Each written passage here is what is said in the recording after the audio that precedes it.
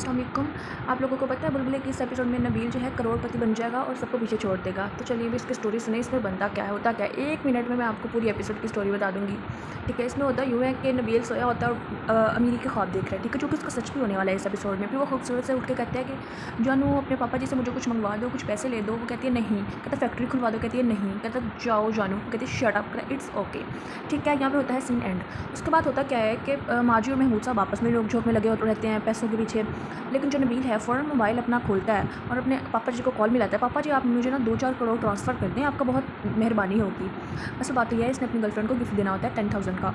ठीक है, पापा जी भी इसको गाली गलौज करके फ़ोन बंद कर देते हैं। अब नबील को बहुत जो है ना बेचारे को बेइज्जती फ़ील होती है। उसके बाद वो कहता है चलो कोई बात नहीं, बैठा गेम खेलने लग जाता है। मतलब कि गैरत मर गई है उसकी, तो उसको कोई फ़र्क नहीं पड़ता अपनी बेइज्जती से।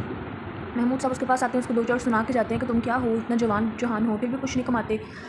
उनको भी टोक देता है क्योंकि उसकी गैरत ज़िंदा ही नहीं है। अच्छा जी, बैठा होता है और उसकी किस्मत चमक जाती है जब वो देखता है उसको नोटिफिकेशन आया 10,000 उसके अकाउंट में आ गए।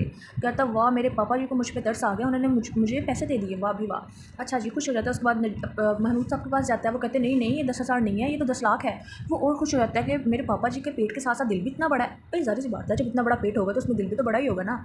अच्छा जी, फिर वो अपनी जानू के पास जाता है और उसे बताता है देखो जानू, मेरे पास इतने पैसे आ गए याहू।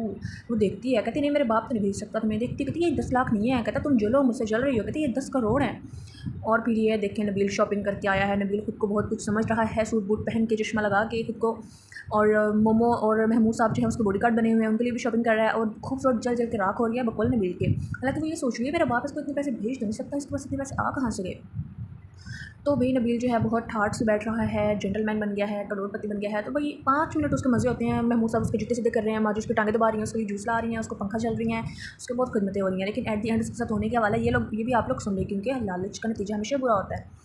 तो जी नबील साहब बैठे हैं बड़े मज़े से, अपने करोड़ों रुपए खर्च कर रहे हैं, उड़ा रहे हैं, बंगले ले रहे हैं, दूसरी शादी के ख्वाब भी सोच रहे हैं, सबको तंग भी कर रहे हैं। लेकिन एंड में आता है एक डॉन, पप्पी भाई, बंदूक लेके, और वो कहता है मेरे पैसे वापस दो। ये माजी उसका 10 मिनट सर खपाती हैं, पूरी एपिसोड ये भी गुजर जाती है आधे से ज़्यादा। जो माजी उसका सर खपाती हैं, अभी तू है कौन पप्पी भाई, निकल यहाँ से। वो कहता है मेरे पैसे वापस दो। वो कहती है तेरे पैसे कहाँ से है, मेरा बेटा तो करोड़पति बना है नया नया। वो कहता है मेरे पैसे जो है ना गलती से तुम्हारे अकाउंट में आ गए, मैंने भेजने किसी और को थे, मैं अंडरवर्ल्ड का डॉन, मेरे पैसे वापस लौटा दो। अब भाई नबील पे आई है मुश्किल और परेशानी, क्योंकि वो पैसे आधे से ज़्यादा खर्च चुका है और जो है खूबसूरत को भी मुँह नहीं लगाया उसने, पापा जी को भी गालियाँ देके फ़ोन बंद कर दिया उसने। तो अब वो हर तरफ से फंस चुका है।